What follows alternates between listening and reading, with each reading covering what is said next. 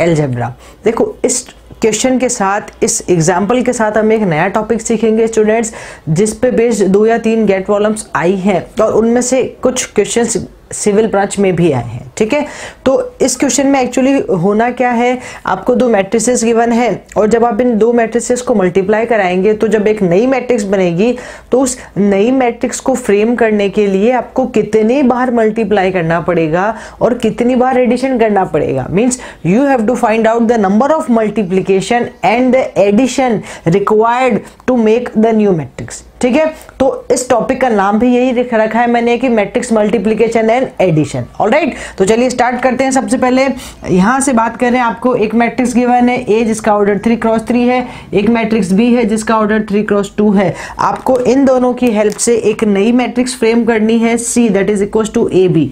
Then find the number of multiplications and additions required involve in forming C. ठीक है, तो C को बनाने के लिए मुझे एक नई मैट्रिक्स बनानी है C किससे, A और B मैट्रिक्स के मल्टीप्लिकेशन से। ठीक है, ये नई मैट्रिक्स बन जाएगी हमारी C।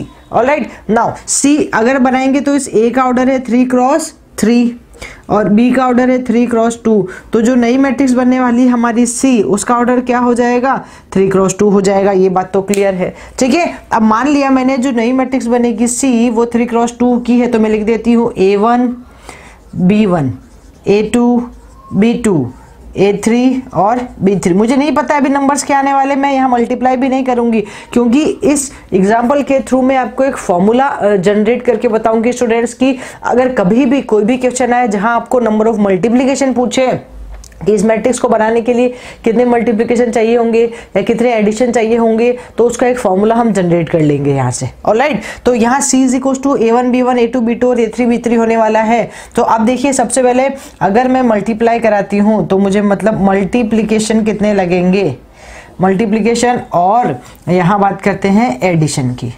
ठीक है, मल्टीप्लिकेशन और एडिशन की बात कर लेते हैं। अब यहाँ सबसे पहले हम क्या बनाने वाले हैं, यहाँ सारे एलिमेंट्स बनेंगे, A1 बनेगा, A2 बनेगा, A3 बनेगा, B1 बनेगा, B2 बनेगा, B3 बनेगा। ठीक है, और इसके लिए यहाँ ले लेते हैं एडिशन और यहाँ ले लेते हैं मल्टीप्लिकेशन। This is multiplication.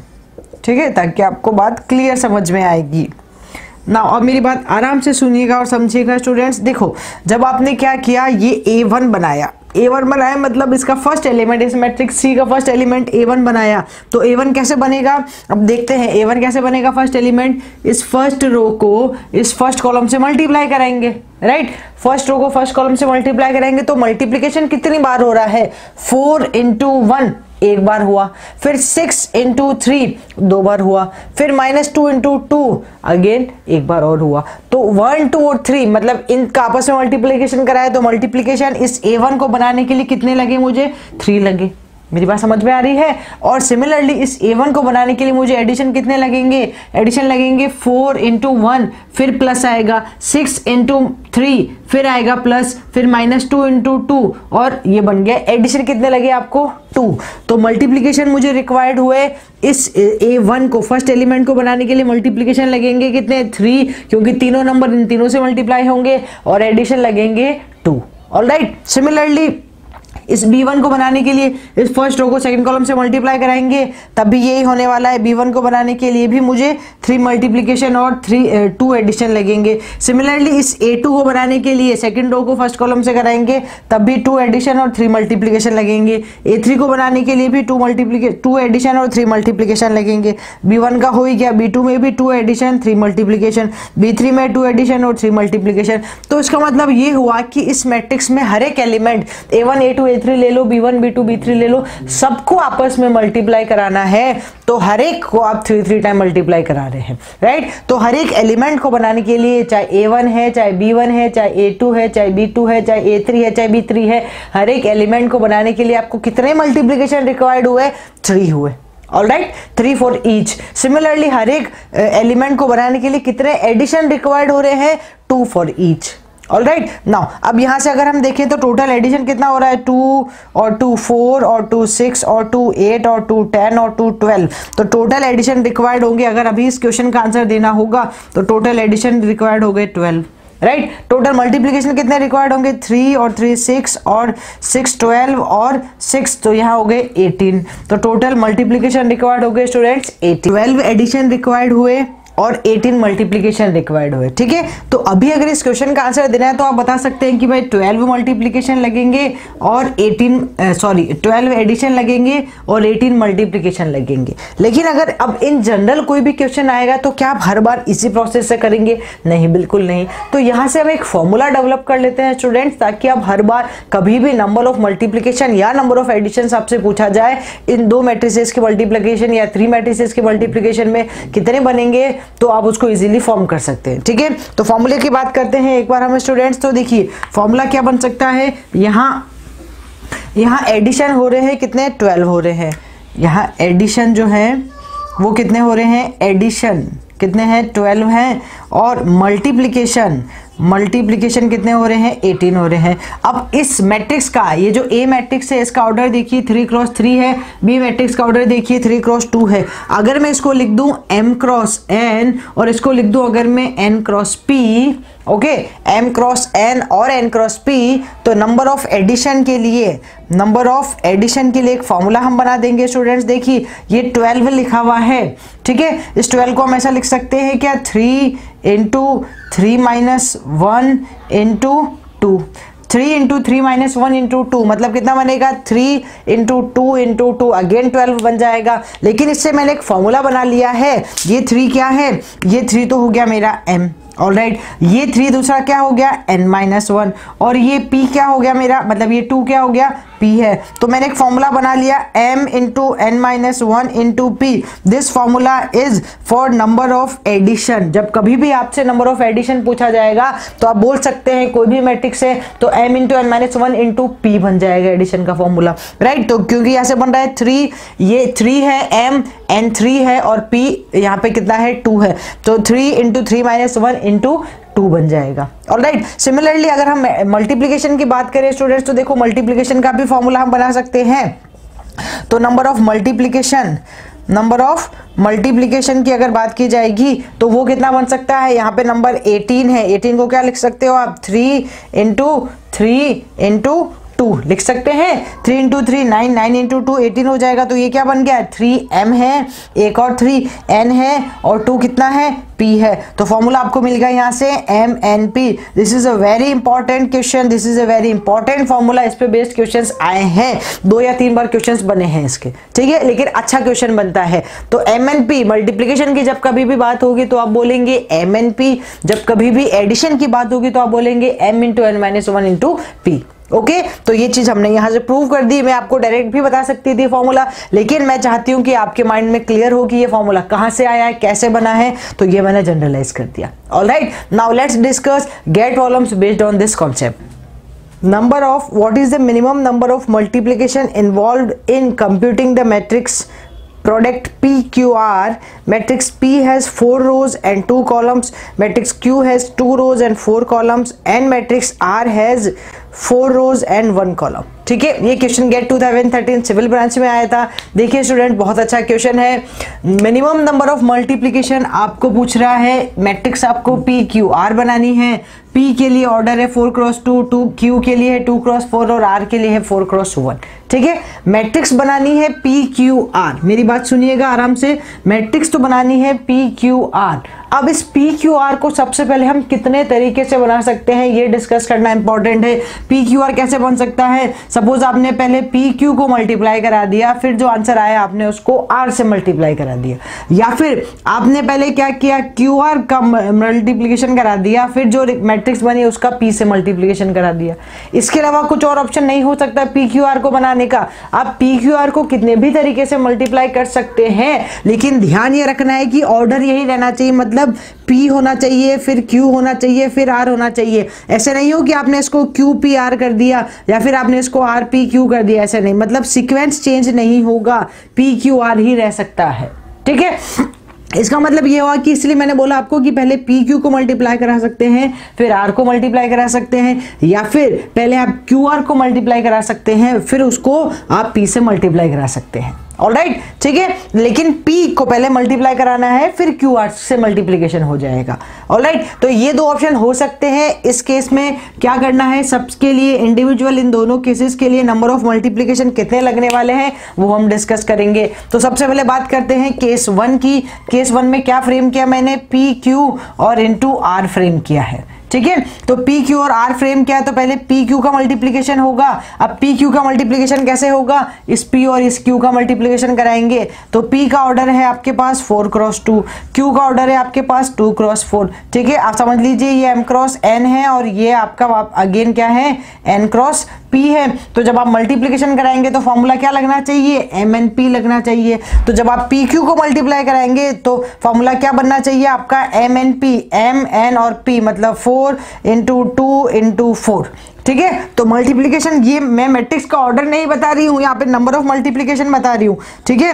तो नंबर ऑफ मल्टीप्लिकेशन कितने लगने वाले हैं इस PQR को बनाने में, इस PQ को बनाने में, that is 4 M into N into P, 4 into 2 into 4, तो 4 into 2 into 4 that is equal to कितना, 8 इंटू 4 कितना हो जाएगा, 32 हो जाएगा। तो नंबर ऑफ मल्टीप्लिकेशन मुझे रिक्वायर्ड हुए किसको, PQ को बनाने के लिए 32। अब इस PQ का ऑर्डर क्या बन जाएगा, 4, ये 4 क्रॉस 2 है, ये 2 क्रॉस 4 है, तो जो PQ बनेगी उसका ऑर्डर कितना बन जाएगा, 4 क्रॉस 4 बन जाएगा। Are you getting my point, right. अब इस PQ को मल्टीप्लाई कराना है R के साथ, R का ऑर्डर था 4 क्रॉस 1, इसका ऑर्डर बन गया 4 क्रॉस 4, तो जो नई मैट्रिक्स बनेगी PQ और इंटू R, इसका ऑर्डर क्या बन जाएगा, 4 क्रॉस 1 बन जाएगा, ठीक है। ऑर्डर तो 4 क्रॉस 1 हो गया। अब नंबर ऑफ मल्टीप्लीकेशन कितने रिक्वायर्ड होंगे, नंबर ऑफ मल्टीप्लिकेशन कितने रिक्वायर्ड होंगे, यहां से कितना हो जाएगा, PQ का ऑर्डर है 4 क्रॉस 4, तो मतलब अभी हो गया MN और ये हो गया NP, ठीक है। तो आपको कितने मल्टीप्लिकेशन लगेंगे, MNP मतलब 4 into 4 into 1 that is equal to कितना हो गया स्टूडेंट्स, 16। तो सिर्फ और सिर्फ PQ को बनाने के लिए आपको 32 मल्टीप्लिकेशन लगे, और PQ इंटू R को बनाने के लिए उस PQ को जब आपने R से मल्टीप्लाई कराया तो आपको 16 मल्टीप्लिकेशन लगे। तो टोटल PQR को बनाने के लिए कितने मल्टीप्लिकेशन लेंगे, 32 plus 16 that is equal to 48 multiplication लगेंगे PQR को बनाने में। Are you getting my point, मेरी बात समझ में आ रही है ना आपको, बहुत बेसिक और क्लियर से देंगे। एक बार फिर से रिवाइज कर रही हूँ, आराम से सुनिएगा। What we have to do, मुझे यहाँ मिनिमम नंबर ऑफ मल्टीप्लिकेशन बताना है। इस PQR को बनाने के लिए कितने मिनिमम मल्टीप्लिकेशन लगेंगे। अब इस PQR को हम दो तरीके से बना सकते हैं, पहले PQ को मल्टीप्लाई कराएं फिर बाद में R को कराएं, या फिर पहले P का मल्टीप्लिकेशन किससे कराएं, Q इंटू R से कराएं, ठीक है। तो QR को मल्टीप्लाई करा के इसका प्री मल्टीप्लिकेशन करा दे P के साथ, या फिर PQ को मल्टीप्लाई करा के इसका पोस्ट मल्टीप्लिकेशन करा दे R के साथ। तो ये दो ही पॉसिबल केसेस हो सकते हैं, बाकी नहीं होंगे, क्योंकि इन सबसे ऑर्डर चेंज हो जाएगा। ऑलराइट, सीक्वेंस चेंज हो जाएगी। तो इस PQR का मैंने फर्स्ट केस उठाया। फर्स्ट केस में सबसे पहले क्या बन रहा है, PQ बन रहा है। तो अभी हमने पढ़ा फॉर्मूला, नंबर ऑफ मल्टीप्लिकेशन का फॉर्मूला है MNP। ओके, तो MNP अगर PQ को फ्रेम करना है तो P वाला जो मैट्रिक्स होगा उसका ऑर्डर हो जाएगा M क्रॉस N, और Q वाले का ऑर्डर हो जाएगा N क्रॉस P। तो यहां से बनेगा MNP मतलब 4 क्रॉस 2 है, ये 2 क्रॉस 4 है, तो आपको मिलेगा 4 इंटू 2 इंटू 4। तो नंबर ऑफ मल्टीप्लिकेशन रिक्वायर्ड हुए PQ के लिए 4 into 2 into 4 that is equal to 32। Alright, now again let's talk for the R। अब PQ बना चुके हैं, अब PQ को एक पूरा एक मैट्रिक्स कंसीडर कर लीजिए। तो PQ का ऑर्डर कितना आ रहा है, 4 क्रॉस 4 आ रहा है, क्योंकि हमने बनाया जब P का ऑर्डर था 4 क्रॉस 2, Q का ऑर्डर था 2 क्रॉस 4, तो नया मैट्रिक्स PQ बनेगा, उसका ऑर्डर 4 क्रॉस 4 आ जाएगा। इस 4 क्रॉस 4 की मैट्रिक्स को मल्टीप्लाई कराना है आपको 4 क्रॉस 1 की मैट्रिक्स के साथ। तो अब ये बन जाएगा MN और ये बन जाएगा NP। तो MN और NP जब आप कराएंगे तो बनेगा MNP that is equal to 4 into 4 into 1, तो 16 हो जाएगा। तो 32 plus 16 that is equal to 48 multiplication मुझे लगेंगे अगर मैं ये वाला केस लेती हूँ, ये वाला PQ इंटू R कराती हूँ। राइट, मुझे क्वेश्चन मिनिमम का पूछ रहा है, तो let's talk about the next one. अब इसको चेक करते हैं, PQ इंटू R के लिए बात करेंगे अगर स्टूडेंट्स, तो देखिए कितने मल्टीप्लिकेशन लगने वाले हैं आपको। सेकंड केस की बात करें, इसमें था 48, ठीक है, इसमें थे 48 multiplication. Now let's talk about this one, P into QR। तो यहां से सबसे पहले क्या बनेगा, QR बनेगा, ठीक है। तो QR बनने के लिए Q का ऑर्डर है 2 क्रॉस 4 और R का ऑर्डर है 4 क्रॉस 1। तो QR को बनाने के लिए नंबर ऑफ मल्टीप्लिकेशन कितने लग जाएंगे, नंबर ऑफ मल्टीप्लीकेशन कितने हो जाएंगे, m एन p वही, तो ये बनेगा कितना, m मीन्स 2, n मीन्स 4 और p मीन्स 1, तो that is equal to 8 multiplication लगेंगे मुझे QR को बनाने के लिए। ओके नाउ अब QR का ऑर्डर क्या हो जाएगा, जब मैट्रिक्स QR बन जाएगी तो उसका ऑर्डर क्या हो जाएगा, 2 क्रॉस 1 हो जाएगा। तो ये 2 क्रॉस 1 की मैट्रिक्स है, इसको P से मल्टीप्लाई कराना है, P का ऑर्डर कितना है, 4 क्रॉस 2 है। Now this will role as m cross n and this will role as n cross p, तो यहाँ से फिर से m एन p लगाओगे तो m एन p के हिसाब से नंबर ऑफ मल्टीप्लीकेशन इस p इंटू QR को करने में कितने लग जाएंगे, 4 इंटू 2 इंटू 1, तो ये बन जाएगा 4 into 2 into 1 that is equal to कितना, 8 हो गया। तो 8 प्लस 8 करोगे तो टोटल कितना हो गया, 16 मल्टीप्लीकेशन। इनको ऐड करना है वापस आपको, ये 8 तो सिर्फ QR को बनाने में लगे और फिर P को अगर आप इससे मल्टीप्लाई कराएंगे तो और 8 लगेंगे, तो 8 plus 8 total 16 number of multiplication लगेंगे अगर आप P इंटू QR से जाते हैं। तो यहाँ से लग रहे थे 48, यहाँ से लग रहे हैं 16, तो विच वन इज मिनिमम, आप खुद बता सकते हैं, ऑब्वियस है 16। तो यहाँ नंबर ऑफ मिनिमम मल्टीप्लीकेशन पूछा था, तो आंसर आएगा आपका कितना स्टूडेंट्स, 16। ठीक है, ऑलराइट। और अगर उसने पूछा होता कि ऑर्डर क्या है, तो ऑर्डर तो दोनों केसेस में सेम आएगा। अगर आप यहाँ से जो मैट्रिक्स बनाएंगे उसका ऑर्डर आएगा 4 क्रॉस 1 और यहाँ से जो आप मैट्रिक्स बनाएंगे उसका भी ऑर्डर क्या आएगा, 4 क्रॉस 1, तो ऑर्डर सेम रहेगा, बस नंबर ऑफ मल्टीप्लीकेशन चेंज होते जाएंगे, उसमें लगेंगे 48, इसमें लगेंगे 16। ओके, आई होप आपको मेरी बात समझ में आई होगी। आइए डिस्कस करते हैं इस पर बेस्ड एक और GATE problem. Next question is let A1 A2 A3 A4 be 4 matrices of dimension 10 cross 5, 5 cross 20, 20 cross 10 and 10 cross 5 respectively. The minimum number of scalar multiplication required to find the product A1 A2 A3 A4 using the basic matrix multiplication method is what? Right, बहुत अच्छा question है ये, GATE to the 116 CS branch में आया था। थोड़ा बड़ा question है, अभी जो हमने डिस्कस किया था वो 3 क्रॉस 3 की मैट्रिक्स 3, मतलब वहां पे 3 मैट्रिसेस थी, यहाँ पे 4 है। ठीक है, तो चलिए स्टार्ट करते हैं स्टूडेंट्स। सबसे पहले बात करें A1 A2 A3 A4 बनाना है, सबका ऑर्डर गिवन है, एक का है 10 क्रॉस 5, A2 का है 5 क्रॉस 20, इसका है 20 क्रॉस 10 और इसका है 10 क्रॉस 5। इसको इजी बनाने के लिए मैं इसको ABCD लिख देती हूँ। ठीक है, तो मतलब मुझे नंबर ऑफ मल्टीप्लीकेशन लगेंगे किसके लिए, ABCD के लिए बताना है। ठीक है, A का ऑर्डर है 10 क्रॉस 5, B का है 5 क्रॉस 20, C का है 20 क्रॉस 10 और D का है 10 क्रॉस 5। ठीक है, चलिए स्टार्ट करते हैं। अब यहां से क्या करने वाले हैं हम, सबसे पहले यहां देखेंगे कि ABCD कितने तरीके से बन सकता है। तो मुझे चाहिए ABCD, इस ABCD को हम सबसे पहले सपोज मैंने CD का मल्टीप्लिकेशन कराया, फिर B से मल्टीप्लिकेशन कराया और फिर फाइनल मैंने A से मल्टीप्लिकेशन कराया, राइट या ऐसे मैंने किया सबसे पहले कि BC से मल्टीप्लिकेशन कराया, फिर जो आया उसको D से मल्टीप्लाई कराया और फिर जो आया उसको A से मल्टीप्लाई कराया, या फिर ऐसा किया कि BC को मल्टीप्लाई कराया, फिर जो आया उसको A से कराया और फिर जो आया उसको D से मल्टीप्लाई कराया। ऐसा भी हो सकता है। सपोज ऐसा नहीं करना है, मैंने पहले AB का मल्टीप्लाई करा दिया और CD का मल्टीप्लाई करा दिया और फिर आपस में इनको मल्टीप्लाई करा दिया। ठीक है, और क्या पॉसिबल केस बन सकता है, CD को करा दिया B के साथ और A से BC को करा दिया D के साथ, A से करा दिया, फिर BC को करा दिया A से और D के साथ। और क्या हो सकता है कि सपोज पहले AB का मल्टीप्लिकेशन कराया, फिर जो आंसर आया उसको C से कराया और फिर जो आंसर आया उसको D से कराया। ठीक है, तो टोटल ये 5 आउटकम्स हो सकते हैं, 5 पॉसिबल केसेस हो सकते हैं। ये सेकंड केस, ये थर्ड केस, ये फोर्थ केस और ये फिफ्थ केस। तो ये टोटल 5 पॉसिबल केसेस हो सकते हैं स्टूडेंट्स। अब आपको देखना है कि इन 5 में से मिनिमम कौन सा है। Now this is a big question, question lengthy हो जाने वाला है क्योंकि यहाँ 5 मेथड्स को आपको चेक करना है। लेकिन इंपॉर्टेंट बात ये है कि चेक तो करना है लेकिन स्मार्टली चेक करना है आपको। ऐसा नहीं कि आप हर एक को पहले कैलकुलेट कर रहे हैं, पूरा कैलकुलेशन करके फिर देख रहे हैं कि अच्छा इसका इतने मल्टीप्लिकेशन आ रहे हैं, अब इसमें ऐसा देखना नहीं, आपको थोड़ा सा स्मार्टली डील करना है। कैसे, आइए समझते हैं। Now let's talk about the first one. सबसे पहले फर्स्ट की ही बात कर लेते हैं। फर्स्ट में क्या बना रहे हैं, सबसे पहले CD बनाएंगे, फिर जो आएगा उसको B से कराएंगे और फिर फाइनल हम A से कराएंगे। ऑलराइट, तो सबसे पहले मैंने क्या फ्रेम किया, CD मैट्रिक्स फ्रेम किया। Now what is the order of C, let's check. C का ऑर्डर आ रहा है 20 क्रॉस 10, D का ऑर्डर आ रहा है 10 क्रॉस 5। अब मैं डायरेक्ट लिखूंगी, ये M क्रॉस N है, ये N क्रॉस P है, मुझे बनाना है MNP।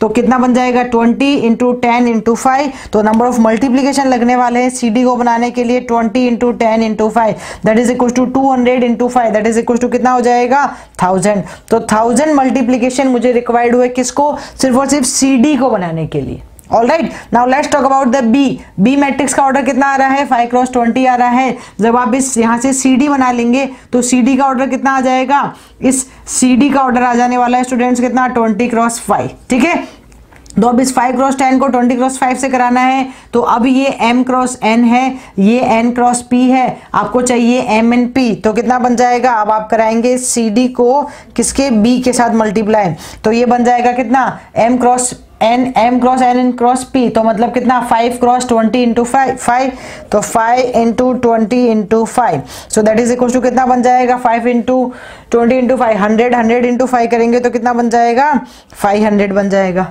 ठीक है, नाउ और अब लास्ट आपको मल्टीप्लिकेशन कराना है किससे, A के साथ, तो B इंटू CD का ऑर्डर कितना आ जाएगा, अब इस पूरे का ऑर्डर कितना आ जाने वाला है B क्रॉस CD का, इसका था 5 क्रॉस 20 और इसका ऑर्डर था 20 क्रॉस 5, तो जो नया मैट्रिक्स बनेगा उसका ऑर्डर होगा 5 क्रॉस 5 और A का ऑर्डर आपके पास 10 क्रॉस 5 है। तो अब आपको मेरी बात समझ में आ गई होगी, M N P बनाना है, ये M है, ये N है, ये N है, ये P है, तो कितना बन जाएगा 10 into 5 into 5।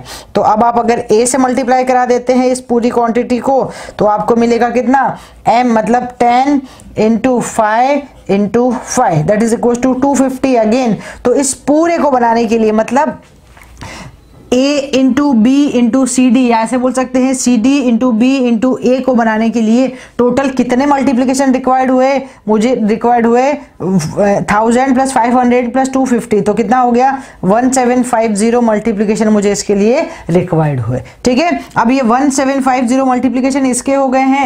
Let's check another, अब सेकंड के लिए चेक करते हैं क्या आता है। अब फिर से अब यहाँ से आपको एक नंबर पता चल गया कि ये 1750 है, तो अब नेक्स्ट वाले में जो आएगा उसको थोड़ा सा स्मार्टली डील करना है। ठीक है, अब नेक्स्ट वाले में जो आएगा उसको थोड़ा सा स्मार्टली डील करना है, तो कैसे उसको छोड़ना है ये आपको देखना है अब यहाँ से। राइट, सबसे पहले BC को फ्रेम करते हैं। अब मैं थोड़ा डायरेक्ट करूंगी, BC को फ्रेम करते हैं तो BC के लिए मल्टीप्लिकेशन कितने लग जाएंगे आपको 5 into 20 into 10 5 into 20 into 10 that is equal to कितना हो जाएगा 1000, तो यही हो गया।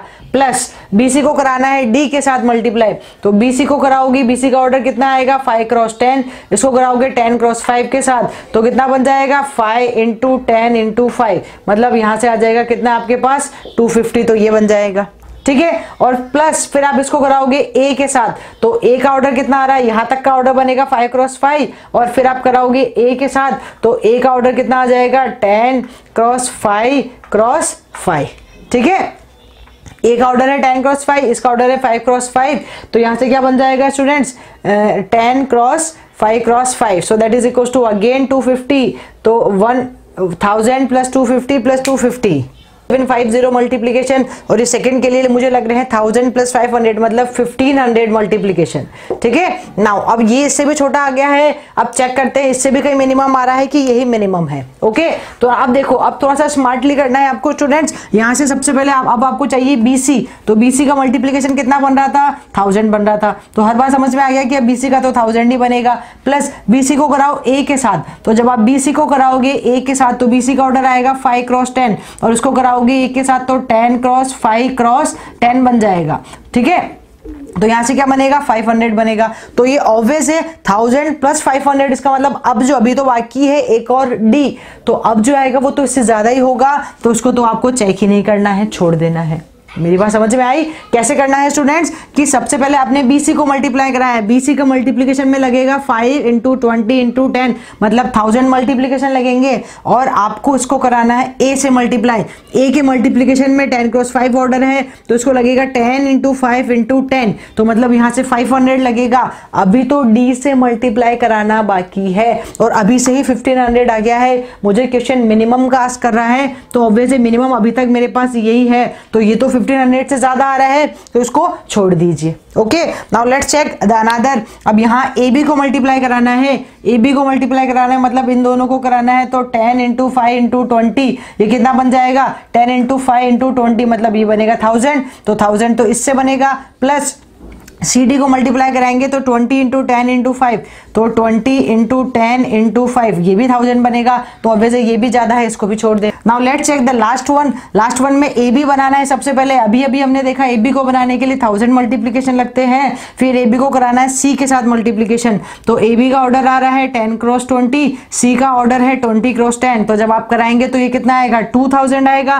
10 into 20 into 10 that is equal to 2000। तो ऑब्वियसली ये अभी तो एक और बाकी है, इसमें भी इतना आ रहा है, तो ये भी ज्यादा है। तो इसका मतलब केस नंबर 3, 4 और 5 बिल्कुल भी पॉसिबल नहीं है, ये तो बहुत ज्यादा आ रहे हैं, इसको छोड़ दिया। और अब इन दोनों में से मिनिमम देखेंगे तो मिनिमम कौन सा आ रहा है स्टूडेंट्स, 1500 ही आपको मिनिमम दिखाई दे रहा है। तो इस केस में हमारा मिनिमम नंबर ऑफ मल्टीप्लीकेशन कितना आ जाएगा, 1500। तो इस क्वेश्चन का आंसर आना चाहिए स्टूडेंट्स कितना, 1500। ठीक है, तो देखो यहाँ पे ऐसे क्वेश्चंस बनते हैं स्टूडेंट्स, थोड़ा लंबा क्वेश्चन है लेकिन आपको आराम से समझना पड़ेगा, यहाँ स्मार्टली आपको छोड़ना भी पड़ेगा, क्योंकि जैसे मैंने सबसे पहले फर्स्ट वाले को तो पूरा प्रॉपर सॉल्व करके आपको बताया, सेकंड वाले को भी हमने पूरा प्रॉपर किया, लेकिन फर्स्ट और सेकंड के कंपैरिजन में ये समझ में आ गया कि सेकंड वाला मिनिमम है। ठीक है, अब जो आने वाले हैं बाकी के केसेस, उनमें आपको ये देखना है कि अगर थोड़ा सा भी आपको लगे कि इससे ज्यादा आ रहा है तो आपको तुरंत वही छोड़ देना है। जैसे मैंने इस केस में छोड़ दिया था, थर्ड वाले में बीसी को हमने कराया था 1000 आ रहा था, 1000 को जब हमने मतलब बीसी को ए से कराया तो 1500 आ रहा था, और अभी तो डी बाकी था तो मैंने इसको तुरंत वहीं छोड़ दिया। सिमिलरली यहाँ इससे 1000 और इससे 1000 आ रहा था तो 2000 बन रहा था, तो ये भी ज्यादा था, उसको भी तुरंत वहीं छोड़ दिया हमने। सिमिलरली यहाँ 1000 आ रहा था, फिर सी को कराने पे कितना 2000 आ रहा था, तो ये भी ज्यादा था, तो इसको भी छोड़ दिया। तो आपको थोड़ा स्मार्टली करना है स्टूडेंट्स, क्योंकि ऐसे टाइप के क्वेश्चंस को सॉल्व करने का यही एक ओनली मेथड है, और इसके लिए यही आपका लॉन्ग मेथड भी बन सकता है और यही आपका शॉर्टकट भी बन सकता है। लॉन्ग कब, जब आपको हर एक क्वेश्चन को डिटेल में करेंगे, पूरा प्रॉपर करेंगे, ठीक है, और एक एक लाइन में पूरा डिस्कस करेंगे। और शॉर्टकट कब, जब आप हर एक क्वेश्चन को थोड़ा स्मार्टली और डील करेंगे। आप इस हर एक केसेस को स्मार्टली डील करके मल्टीप्लाई करा के, जहां लगे थोड़ा सा ज्यादा है तो छोड़ दिया, कम है तो उसके बारे में सोचा। ओके स्टूडेंट्स, तो ये बहुत अच्छा कॉन्सेप्ट हमने सीखा। Thank you.